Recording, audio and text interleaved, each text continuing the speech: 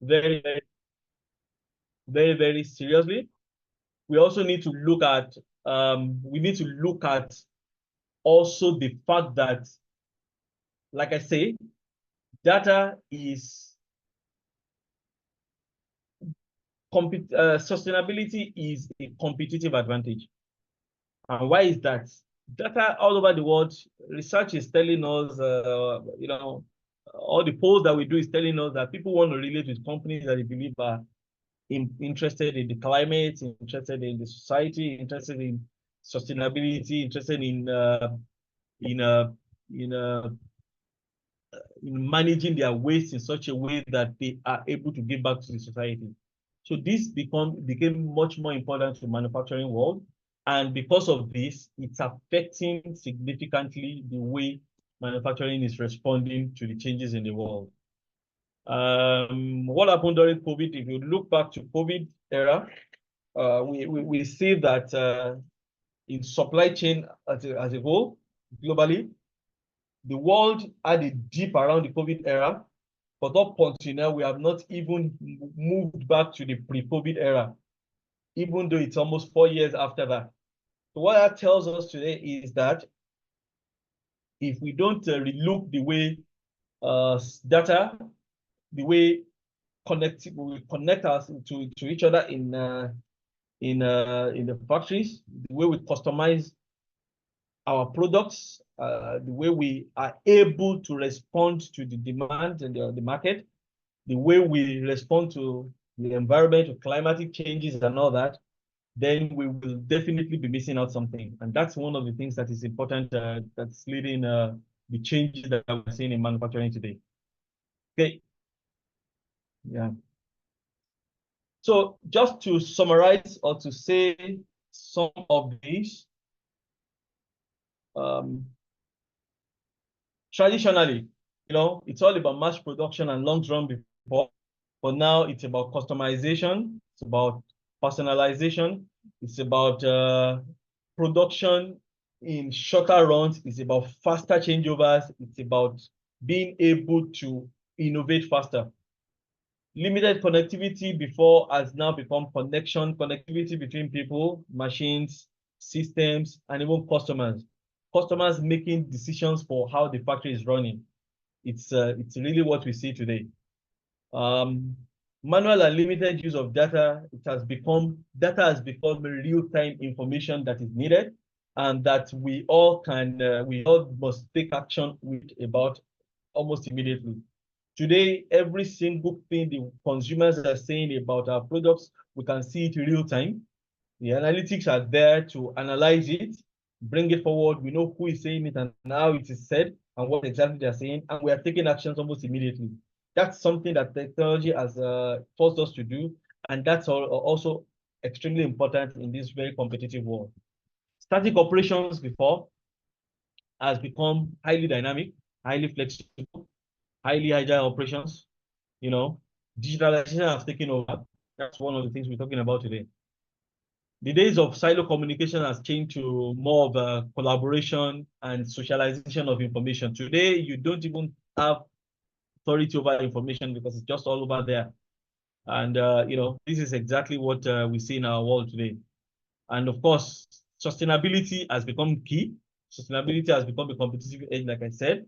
And in terms of skills needed also, even at the lowest level of the operators and the technicians, it's all about them being able to use analytics, them being able to take actions, able to interconnect machines and interconnect operations to be able to achieve the desired objectives.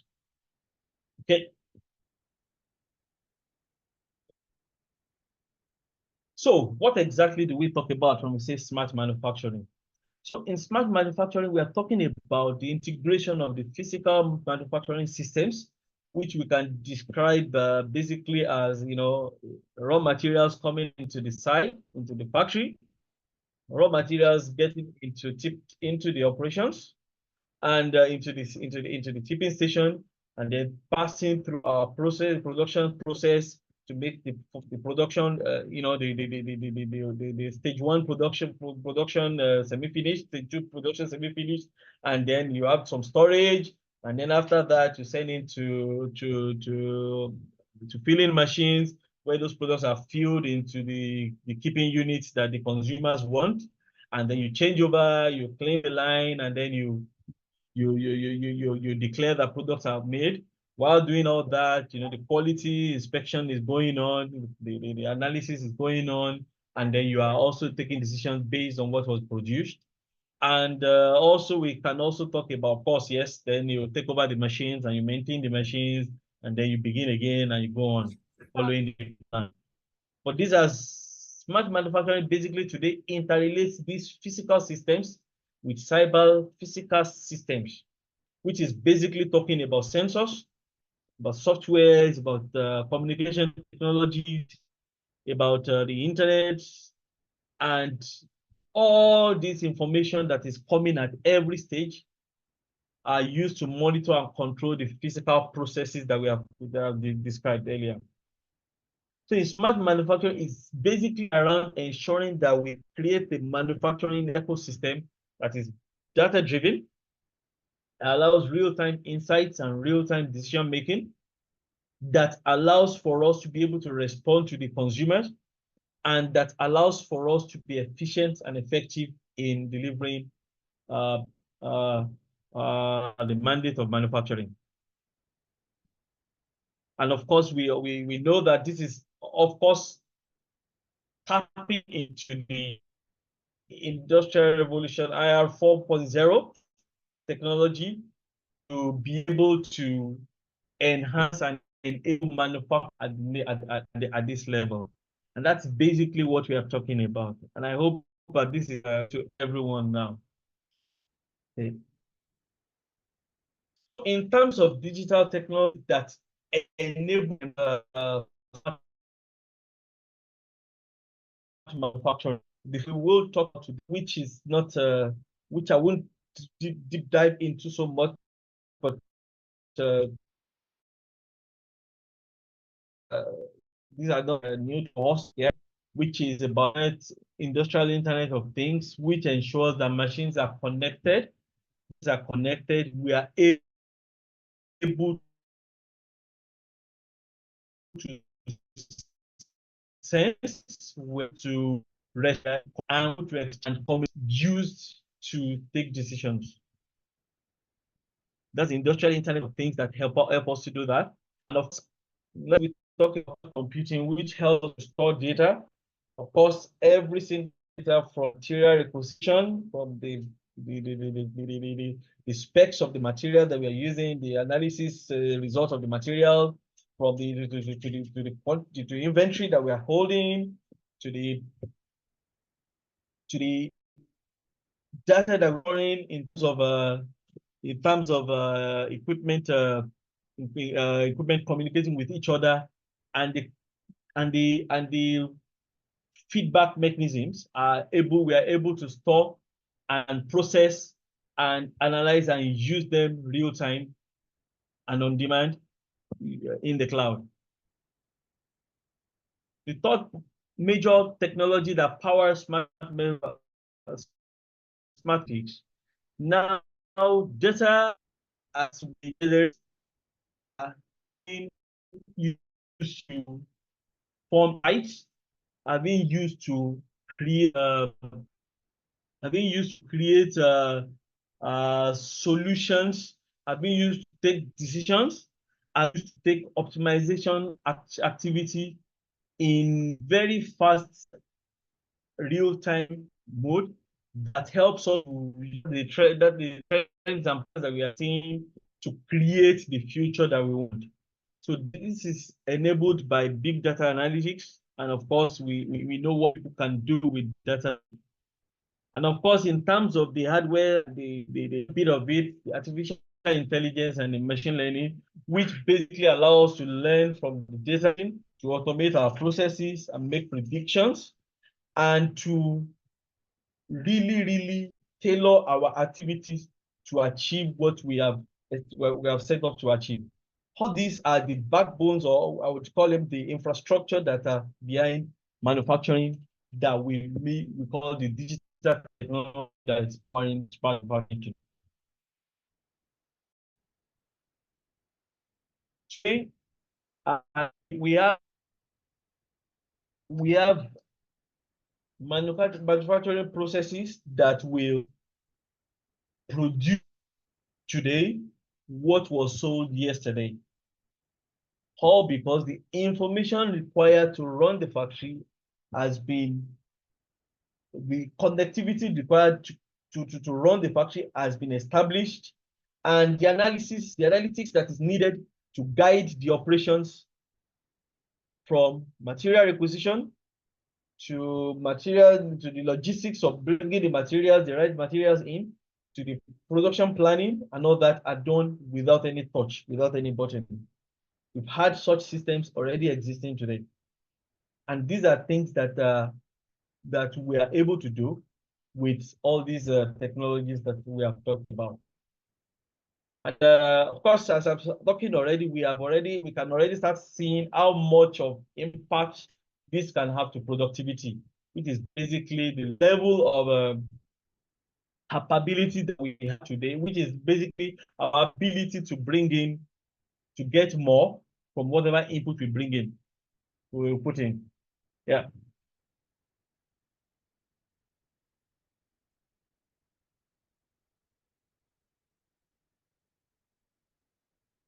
Okay.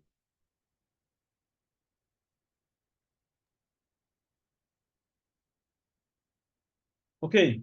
So, in terms of what are the things, what are the structures that are powering smart manufacturing to this? What are the drivers? I think the first thing that we need to talk about is the fact that skill talents and upskilling our people is one critical thing that is powering this drive that we have today.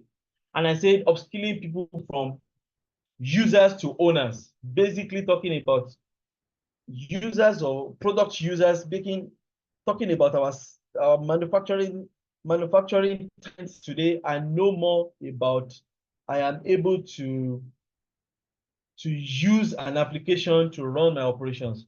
But now I hold the application, I can create an application that would improve the way I run my operations.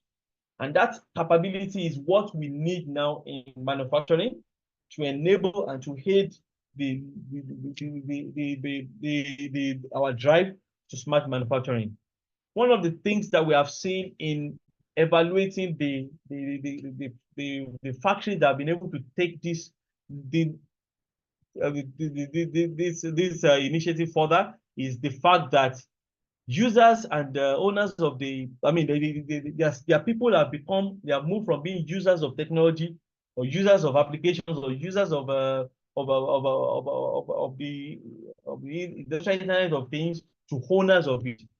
Nowadays, you see people creating applications to run their operations, which I would share a few things that I visited a factory, and I realized that most of the applications that they're using to power the operations, whether it is in operations management or the operations control or quality activity, online real-time quality sampling or whatever, was created by their quality manager. And I asked, why is it the one that is creating this? And the question that the answer I was given was that the quality manager created those solutions to aid the management of quality and drive productivity in his unit. And then the head of the factory was telling me that yes, for him, he has created his own app to be able to manage the people and the leadership management, leadership development program that he has developed for the operations of the site, so that he is able to interrelate with his people and connect them together and grow the capabilities of the people and create people that will be fit for the future. So skill and capability is one thing that we need to really dial up a lot to be able to be be successful in latest direction that manufacturing is going. Taking it further, process design. It is basically digital landscape and the infrastructure needed to power the processes that manufacture our production must be designed in such a way that we have the right layer of digital technology on top of it. The backbone that we use today are already, the infrastructural backbone today is changing. The landscape that we are working with today is extremely different from what we have before. And our tools, even the machineries that are still in the factory, have been upgraded in terms of the control systems such that we can relate and interconnect them, interrelate them together so that they can become smart enough for us to be able to deliver the right kind of manufacturing that we have. And all these things are a journey that we are taking. All these things are processes and the strategies that are being deployed step by step in a sustainable manner so that we don't get to the level where we overinvest in technology and we don't get the returns on it. And that's a point I will talk about also as we go on. So in terms of system, what management system is driving this sustainably? What governance model? One of the basic governance model that we use that I've learned in my operations management establishment is what I call the measures, the review, the problem solving cycle that leads to continuous improvement. And I would explain it very, very briefly.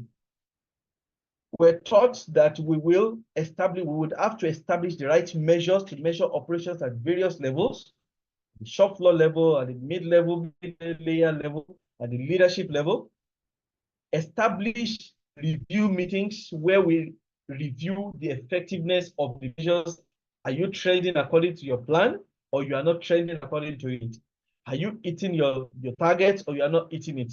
When there is a gap between the expected and the desired, then you go into problem solving. Then you start looking at what exactly is creating the gap.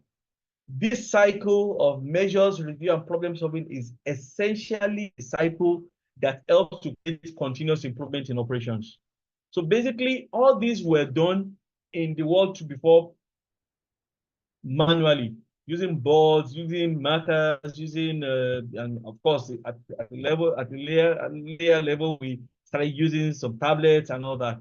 But all these are things that technology has taken us further that we can do to get today, even without being within the four walls of the factory.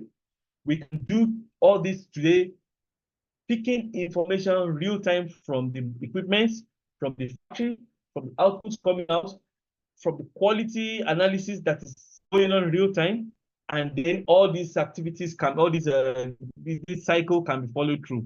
This governance model can be done, even empowered now by digital technologies. And this helps significantly to ensure that we are able to drive continuous improvement, which is essentially what as industrial engineer, what our tools are.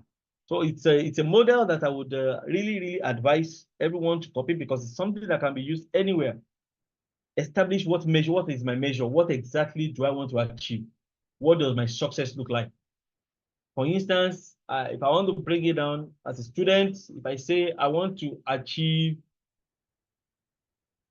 above 75% in my courses, and what that means is that I need to do some things on daily basis, on weekly basis, on monthly basis to be able to achieve that. So establish KPIs or measures. Measures are basically KPIs to track whether you are doing those things weekly, daily, and all that. Then at the right frequency that you have established, review whether you are tracking according to what you have established. That is what we do in review. Review the effectiveness of your activities to deliver the plan that you have established. And then when you see that there's a gap between your desired and your actual, then you launch problem solving. Start asking yourself, what exactly has gone wrong? What exactly am I not doing well? And all that. If you take the right actions, then you expect to go back to track, and then you can continue that cycle, and then you see that you can continue improving and achieving the objectives that you have targeted to achieve. Okay, so that's about the governance model, which is one of the things that really power also the smart manufacturing today. Technology readiness. I say for technology, we need to adopt the right technology, scale it, and optimize. That is the model that we need to look at. It's very easy to say, I would need to get this equipment, get this level of equipment, this level of automation, this level of sophistication to run my operations. But this thing comes at a cost. One of the things that I've seen from my experience is to be able to adopt basics and then start scaling. And then when the capability and the maturity are setting, then we start optimizing, and then you create a proper, platform for you to really really expand and take things further. So technology is extremely important, and the technology roadmap that's needed to deliver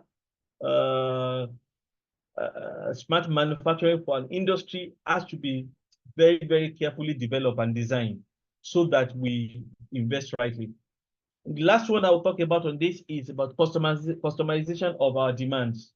Basically, how do we ensure that we are able to deliver faster, deliver agile, deliver more efficient, deliver with less cost? How do we ensure that we are able to, our technology, the backbone that we are bringing in to make our manufacturing smart is able to meet the demand, meet the need of the consumer?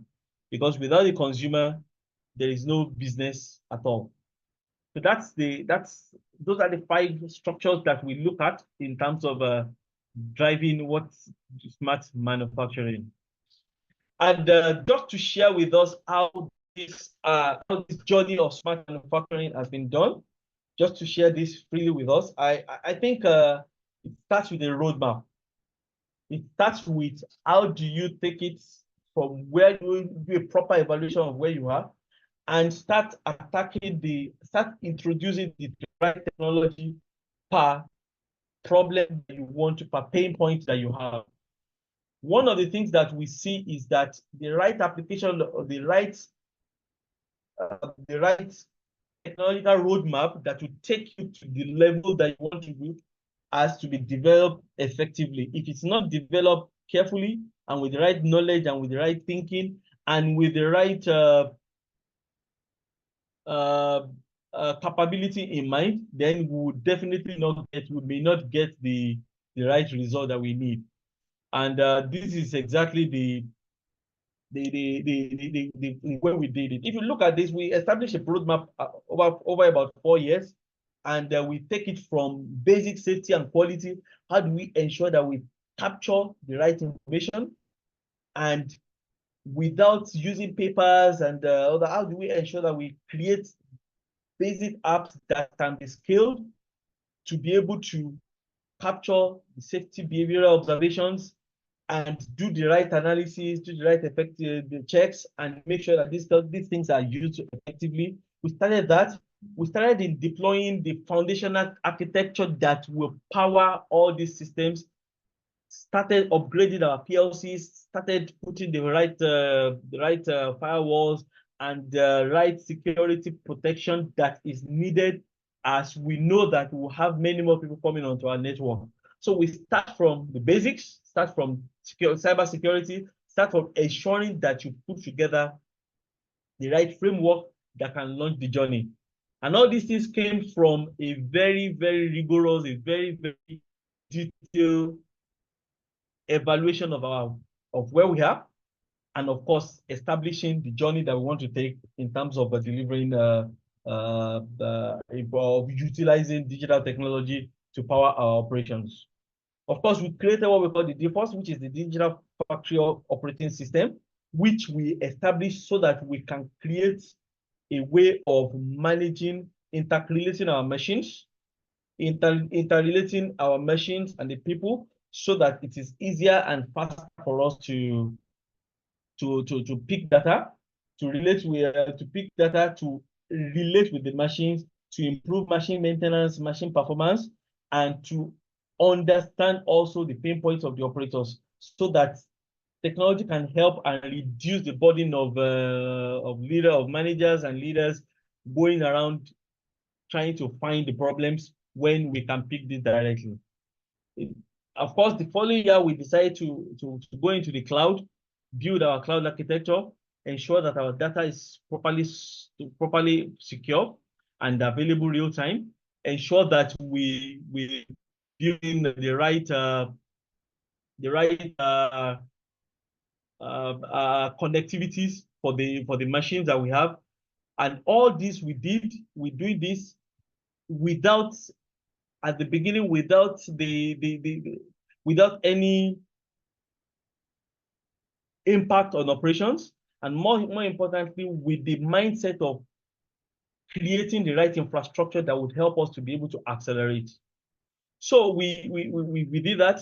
Of course, we start building on each other, each of these things.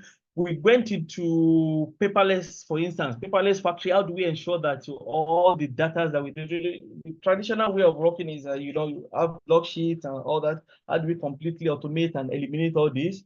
How do we ensure that some of these data are even picked automatically? How do we ensure that we build Power Apps, Power Dashboards that we can use to have effective meetings, effective review meetings that will help us create improvements and all that?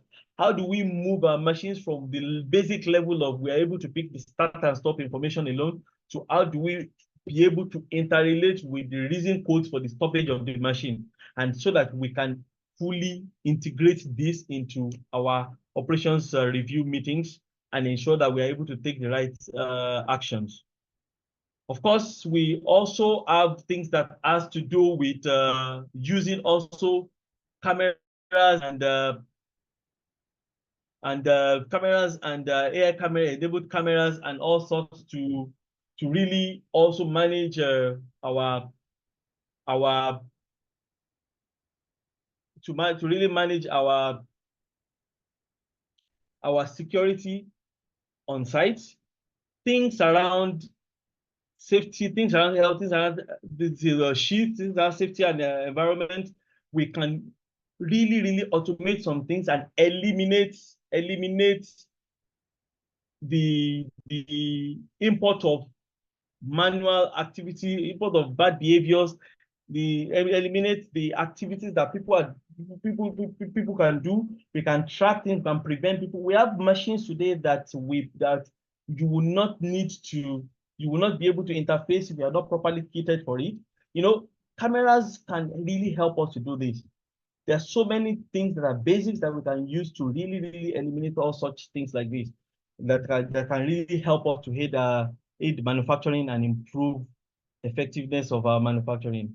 We have also deployed such technologies also to improve our energy management system, to drive our sustainability drive, to ensure that we are able to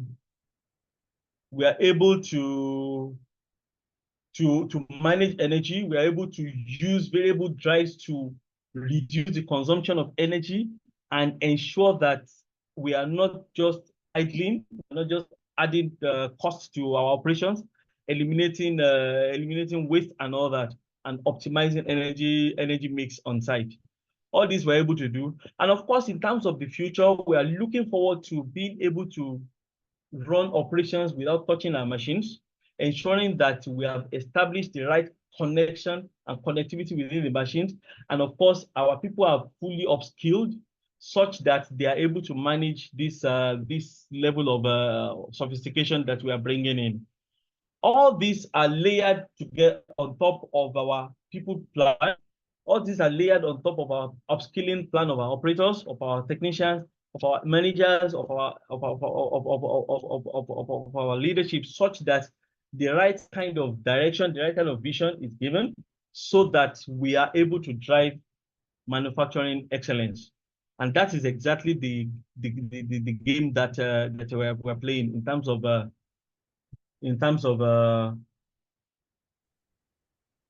using digital technology to aid manufacturing. So what does it look like in terms of benefits and the intersection between productivity and smart manufacturing? What we have seen today is the fact that with automation and real-time monitoring, decision-making becomes faster and productivity can be enhanced. We have seen all this also leading to higher production output for us because real-time information help and aid decision making. And now with predictive models, both in maintenance activities, predictive models in even quality online real time quality analysis, and predictive models in even our planning operations. This help for us to really cut down on things that hinder productivity. In terms of quality, real-time data allows us for us to have less quality defects. Helps us to also improve our quality landscape, help us to reduce the cost of quality. Today, the world is going to a stage where we start asking ourselves, why do we need to have a special place where we call the quality lab?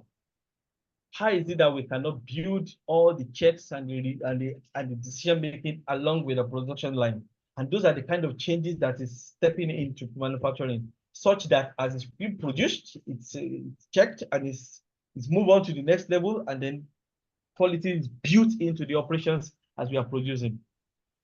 Cost optimization is extremely possible with the use of digital technology. And this has been remarkably improved, demonstrated in reducing maintenance costs, reducing losses, reducing waste. We have had disease where interlocks already allows us to prevent some failures that could create a lot of downtime and costs to the business. And these are some of the benefits that we enjoy today.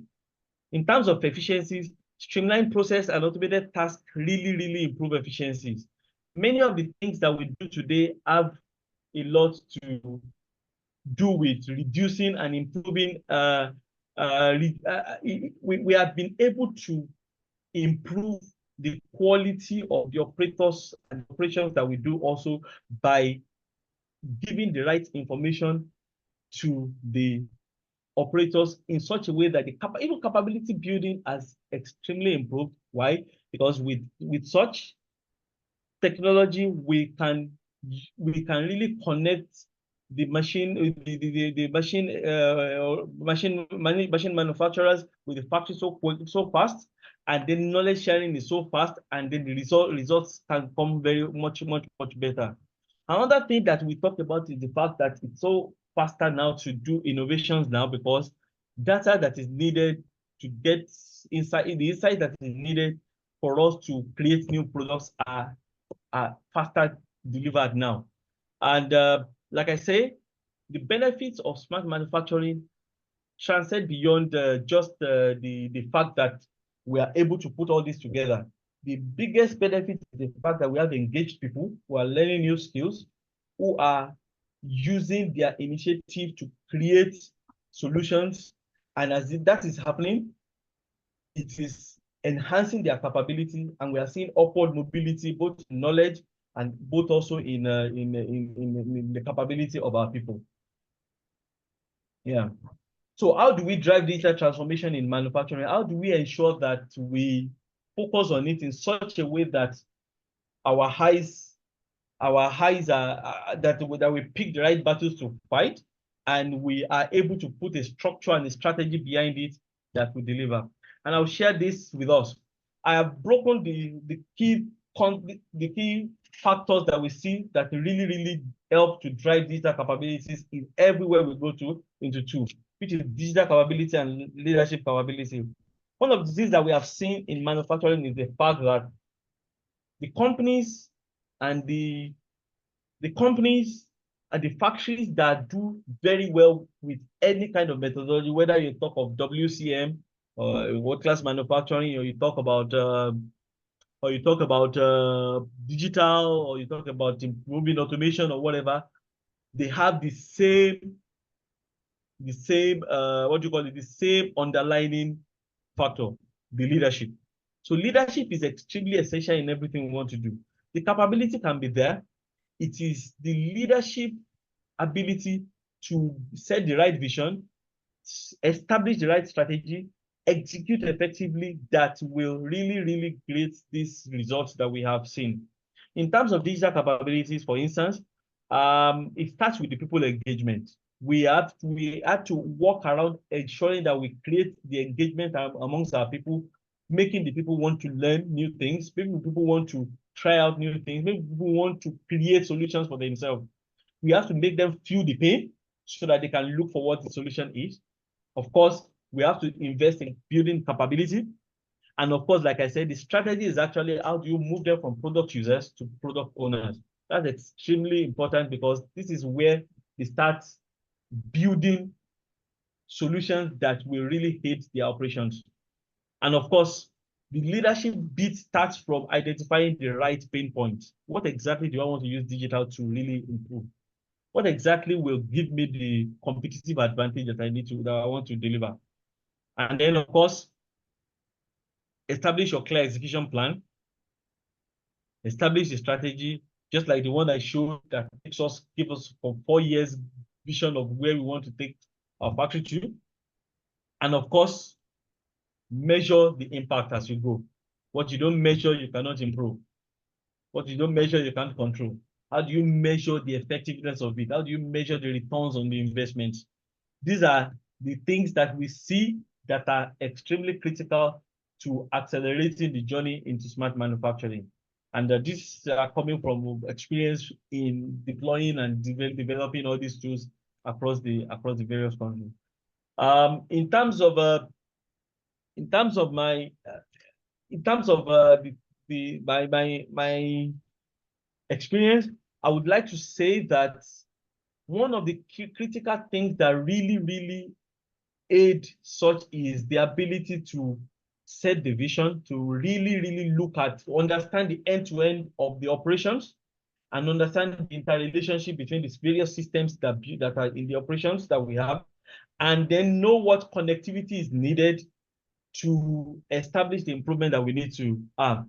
When we know that, finding the right technology and learning the technology becomes easier. And of course, when you get the technology, of course, partnership with the technology owners and you start moving from being a user only to also owning it and creating the solution that works for you. I think this is exactly what we see that created the digital transformation that enhanced manufacturing productivity. Yeah. For me, I want to say thank you for this opportunity you have given us to giving me to share. And I hope that I've been able to drop a few points that can help us to stimulate our thinking. And of course, if there are questions, I'm absolutely ready to take them. Thank you. Yeah, thank you, sir. Thank you, Engineer Moyo Ladipo, for that good and wonderful presentation. We have really learned a lot. Nice presentation and a very good PowerPoint. So we've learned what smart manufacturing is and how it influences our productivity. And of course, what we can or what we stand to achieve when we implement smart manufacturing. Of course, to our organizations that are not into manufacturing, that are into operations, of course, we can have smart operations, especially in our educational sectors. We talked about trying to reduce paper usage as well. Of course, we can also imbibe that. Reduction of cost, optimization, achieving productivity, improving quality, and the likes. So these are just part of it. I want to believe every one of us have learned in this mighty and well presented lecture. So we give room for our chairperson to give his remark, the person of Engineer Ikotun. Your remarks, sir. Thank you.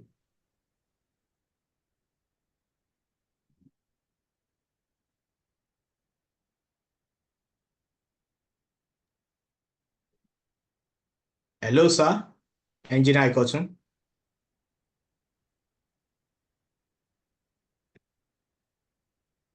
Okay.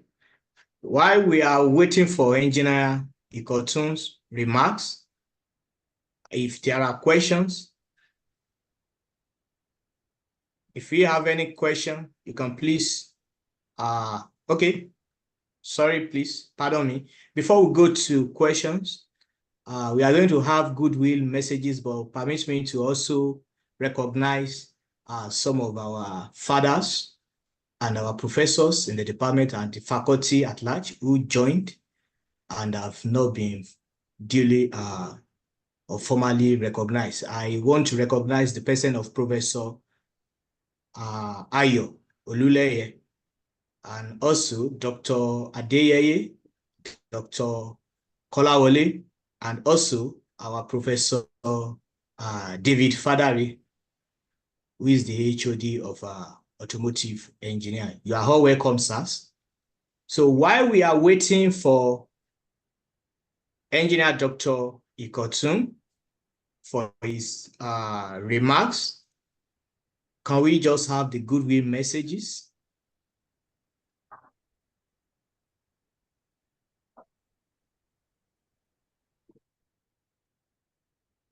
Maybe we invite our registrar to make the message. Okay, sir. I mean, a remark. Have our registrar in the house. Okay, sir. He's still in the house. We have some very senior engineers in the house. I can see Baba Murakio in the house. Murakio, sir. You are welcome, sir. Thank you. Sir. Okay, sir. Yes. So father is in the house.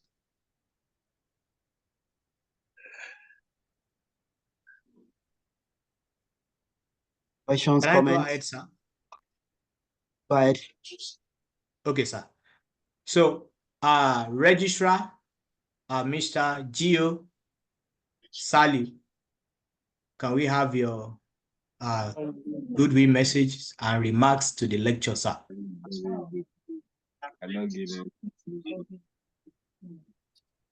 That boy, that small boy. Like about it was not on about the to he used the ball to hit. Hello. Ajibola Emmanuel, can you please mute yourself? Okay. Ajibola Emmanuel, can you please mute yourself? Well, good evening once again. Good evening, sir. My assignment is simple. Another goodwill. Well, let me thank profoundly the guest lecturer. He almost made me think of dusting my books and going back to school.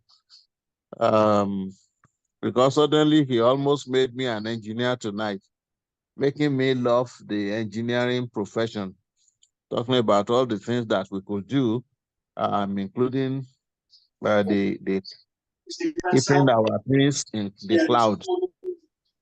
So I want to thank you, sir, for that beautiful, loaded, and well-delivered lecture.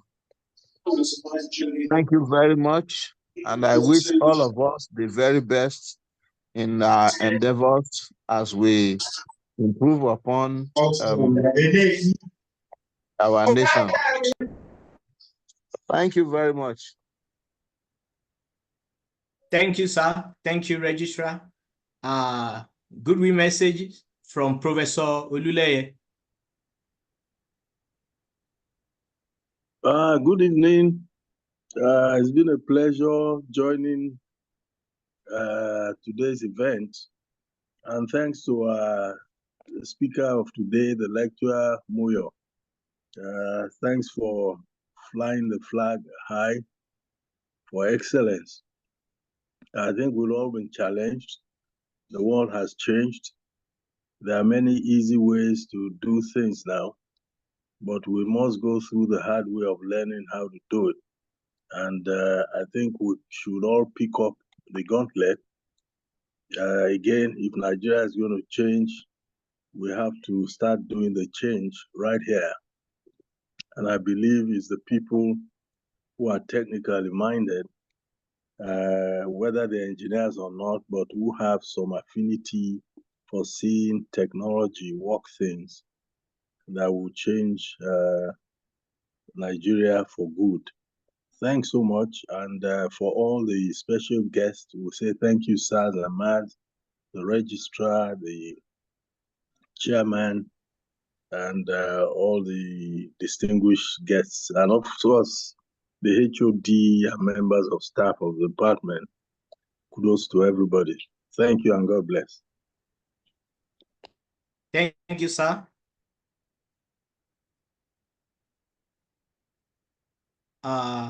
Goodwill from Engineer Murakinyo. Baba Murakinyo. Goodwill message from Baba Murakinyo, Engineer Murakinyo.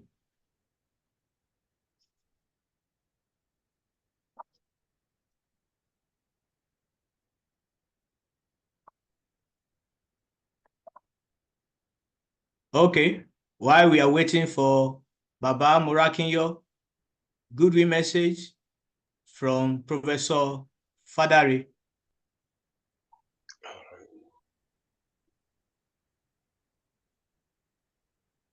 Okay, Baba Murakinyo can go ahead, please. Okay. Thank you very much for seeking my goodwill message. I want to appreciate the presenter, the department for the good work. And my encouragement is that you should keep it up. I've been encouraged today by what I've heard from our presenter. I think it's a good way to go on this smart manufacturing.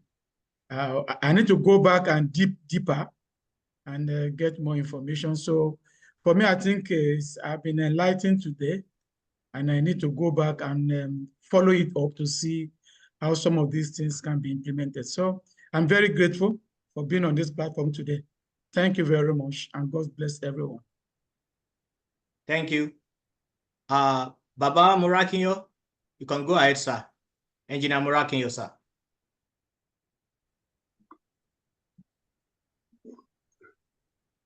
Hello. We can hear you, sir. Good evening, everybody. Good evening, sir. I want to thank, this is my first time on this your platform, and that was a special invitation from Professor Oladokun, and I promise that I will try by the grace of God. So I want to thank God for the lecturer. He has done justice, and it's a way to open our mind to see the way we can do things in a better way. I just pray that the good Lord will continue to help him. Amen.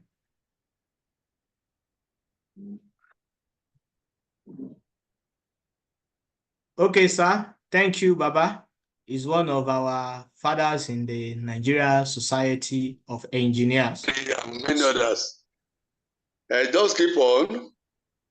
The Lord will take us to where we really need to get to. And we need inputs from young ones like you. And God will help us in Jesus' name.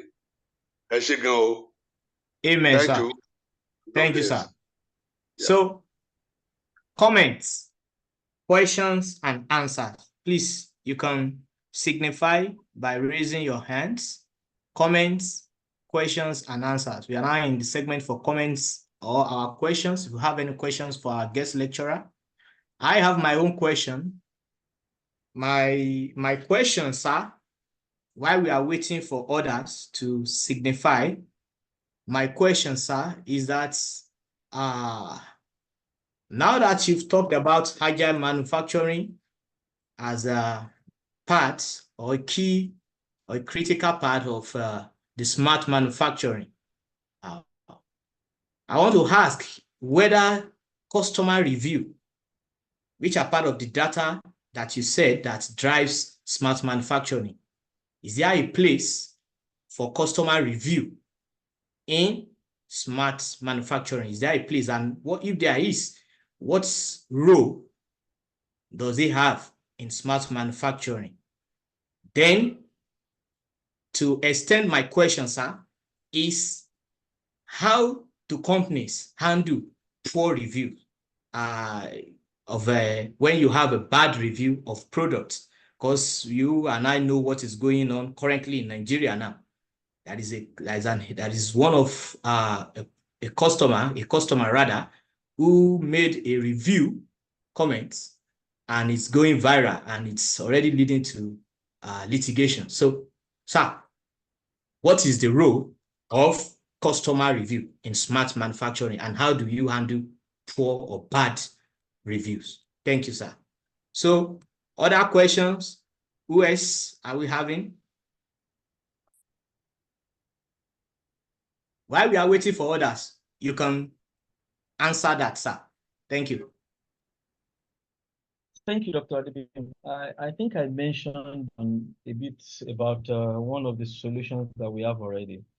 Like I said, today, the voice of the customers is extremely important to every manufacturer that wants to solve, that wants to really delight its consumers.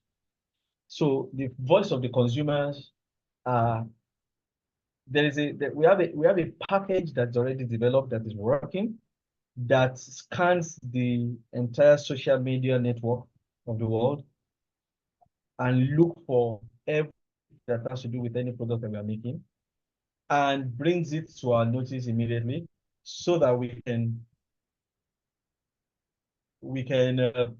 take the right action. So what that does is that we call it the digital voice of the customers, of the consumers. It allows us to understand exactly what the consumers are saying. The ones we need to relate to it immediately, we do. The ones that we need to feed into our innovation pipeline, we do immediately. And the one that is real complaints, we go into the investigation mode, so that we can get back to the customer, the consumer, and give our own position to it. And if there's a need for us to apologize for a failure that is coming from us, absolutely we will do, and learn from it, and create a much more stable, much more effective system for our manufacturing. It's extremely important for manufacturing companies to listen to their consumers.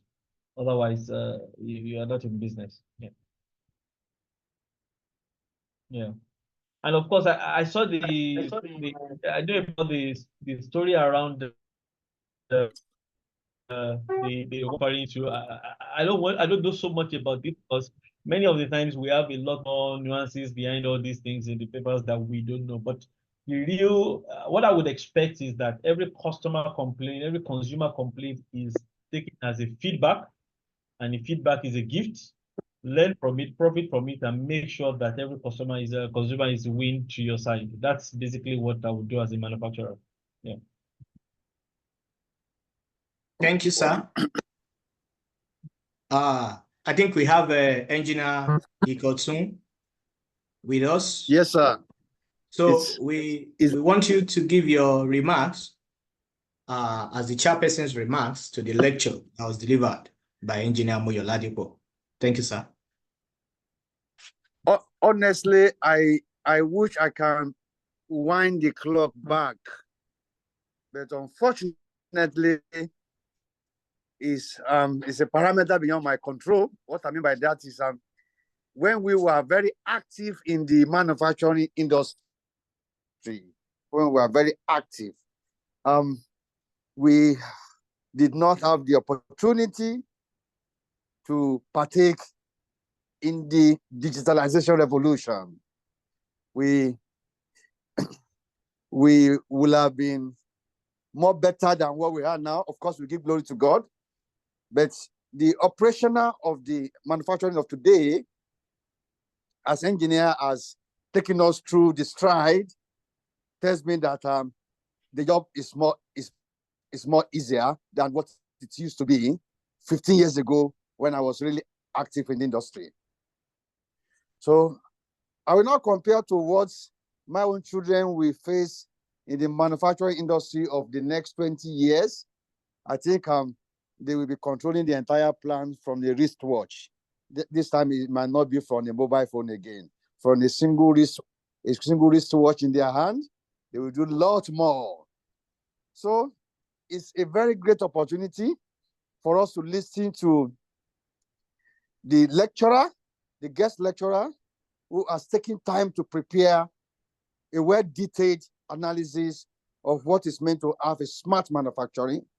I'm very sure most of us who have been practicing in this field for so many years, we see that everything has changed. That is the truth of the game. So we also need to change in line with technology. If we want to remain relevant in this field, we need to move as the technology is moving. We need to move with what we call leadership pipeline. The way we are doing things 20 years ago, we can't avoid to remain the same as we've been knocked out of the system. And that's exactly why we are in automation. Every now and then we try to seek for more knowledge. We try to go abroad and get more training to know what is trending. So this is an eye-opener.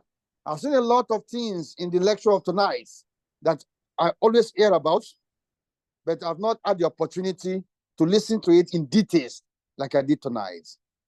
So I'm very grateful for the opportunity. And I also urge all our alumni, those who are the stakeholder of this forum, to key into what we have learned here today from our guest lecturer. This is not just somebody who just sit down and put documents together. He's talking from experience. He can deliver that content without making reference to the document because he has a wealth of experience. And thank you for even sparing your time. It is another thing to have experience. It's another thing to have the willingness to share the knowledge.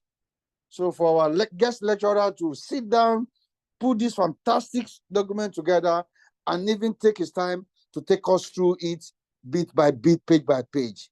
We are not taking this for granted. The Department of Industrial Engineering, I've known that department for many years. It's a resilient department.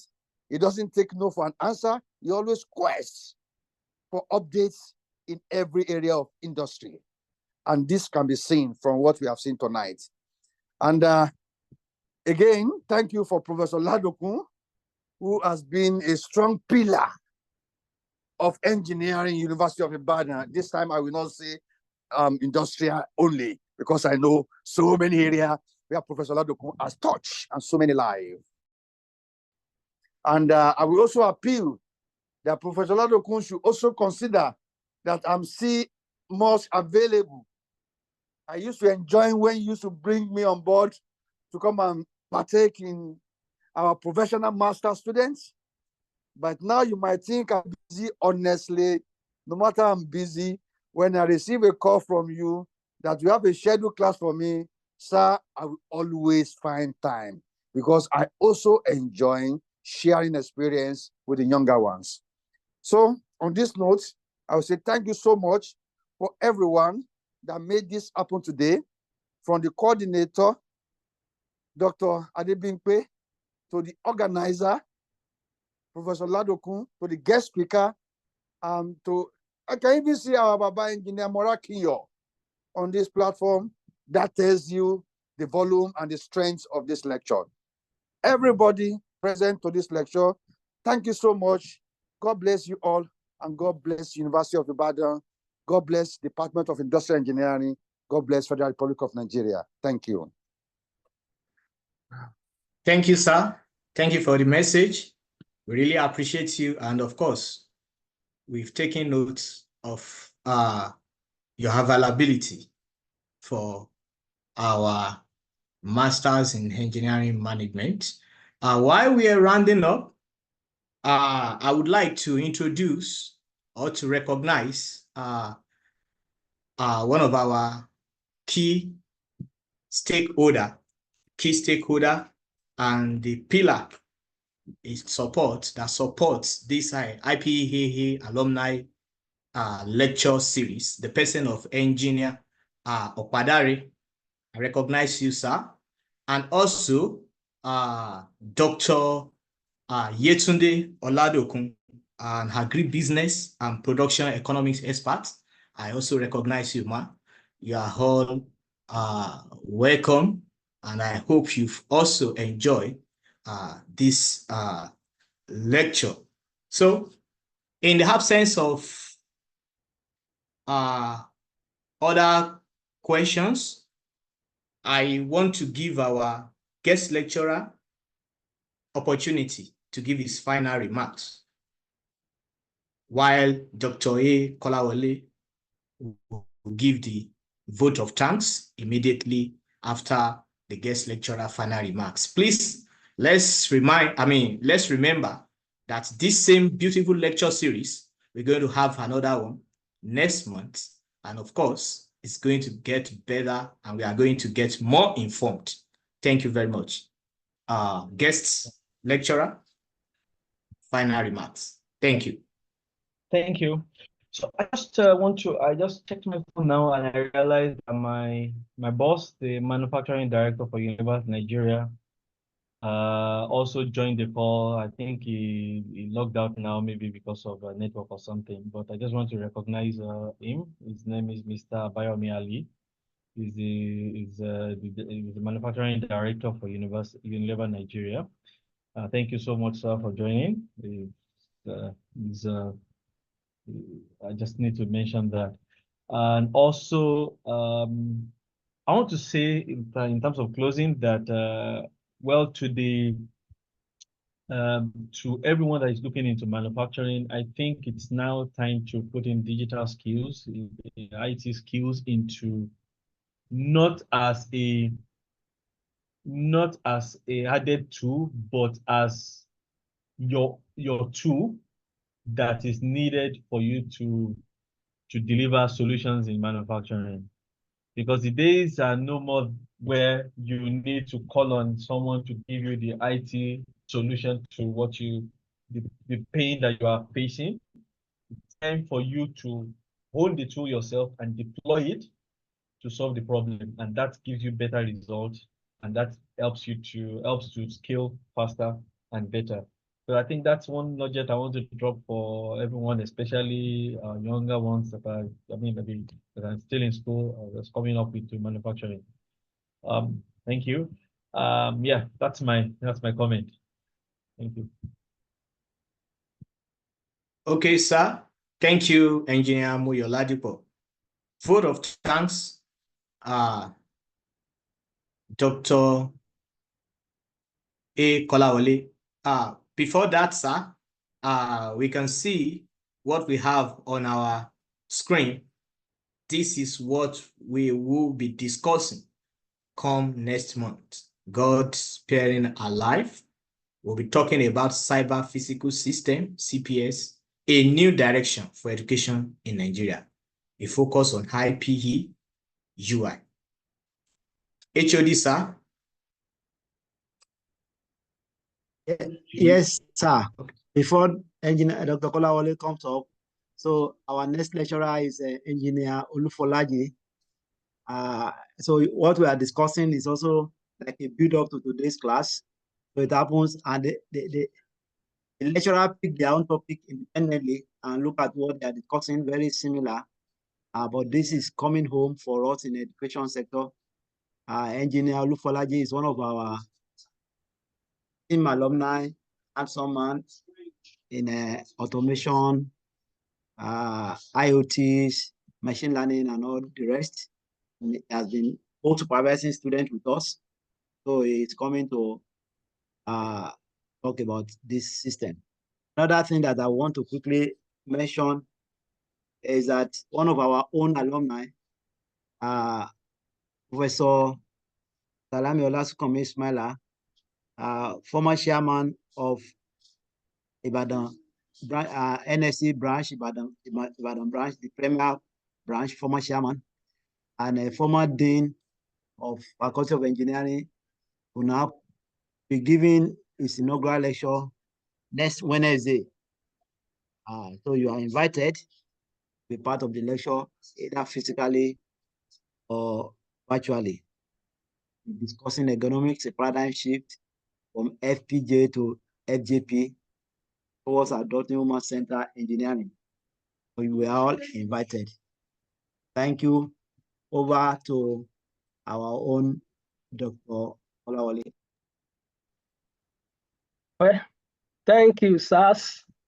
I want to thank everyone who has been able to make today's lecture and for everybody for their participation, right from our registrar, Mr. Saliu, for sparing his busy schedule to be able to be in this program. We want to say thank you very much, sir. God bless you. Even Professor Adiroba, who has sent his message too, we want to say thank you, sir.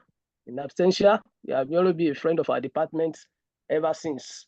I don't know what more we can say about engineer Dr. Ikotun, who has always been part of us in industrial engineering. He just mentioned his active role in our professional engineering management, MEM, that he has been part and parcel of in teaching for some time. Well, you have renewed your commitments. Fortunately, I'm the current coordinator of that program, so I'll be on you, sir, when it's time. We want to thank you for also sparing your time. I know you are a very busy person, but you have made it today. We want to say a big thank you to you. To all our other guests, we want to say thank you. I want to thank our guest speaker for today, Engineer Moyo. Right from his student days, he has been like a very quiet person. And that reminds me of what one of our founding father in the department, Professor Shifu, he used to tell us something when we were teaching the master's class. He will say, even if you fail my course, carry the message. I don't know whether I can get that. That even if you fail my course, even though pass, but what I've taught you, go and practice it. That's what you used to say that time. That you fail my course, carry the message. That is the content of what I've taught you. You carry it all along. I think you can see this in Engineer Moyo. He has carried more than the message that he got from industrial engineering department when he was a student, and you have done it very well. We want to thank you for this lecture you are given. And I also want to recognize the fact that you have always been a very good assistant to the department in all that you do. I can remember several times I have called to send message to you for a student who needs to do their either 6 months or whatever IT. And even sometimes call members, those who are maybe stranded or they don't know where to go, you are going to be very receptive. In fact, I always feel elated when I send short message and you never turn it down. The student will always say, thank God, this man is always responsive. So thank you for keeping the town and the gown together right from there in your office. And this you have also displayed today with your lecture, which has also brought a lot of innovation and understanding to many of us. So I want to thank you. Please keep it on, because we always have reason to turn to you, because our students, we always want to learn from a word of experience. We want our students, when they are going for IT, to stay under where they really learn, someone who can tutor, who can be their tutor or mentor. So thank you for always doing this for us and for what you have done tonight. So to all our elders in the department, our Professor Padari from our automotive engineering department, it's also a friend. We want to thank you, thank everybody. We thank our students who are just graduated. The department is moving forward in every ramification we can see. And I know that this model lecture is becoming a unique one. Our virtual body keep on saying, what are the secrets? But we thank God is helping us, and the others are emulating it. So, pardon me if I've not mentioned your name. All those are senior engineers, Baba engineer, Baba Muraki, and others who have given their time to be here today. We want to say thank you. God bless every one of us. So we look forward to the next one, by God's grace, by another alumnus, Engineer Olufolaji, who I believe will also do justice to what you want to discuss. Thank you, and thank you. Have a wonderful weekend. God bless. Thank you, sir, Dr. Kolawole. Okay.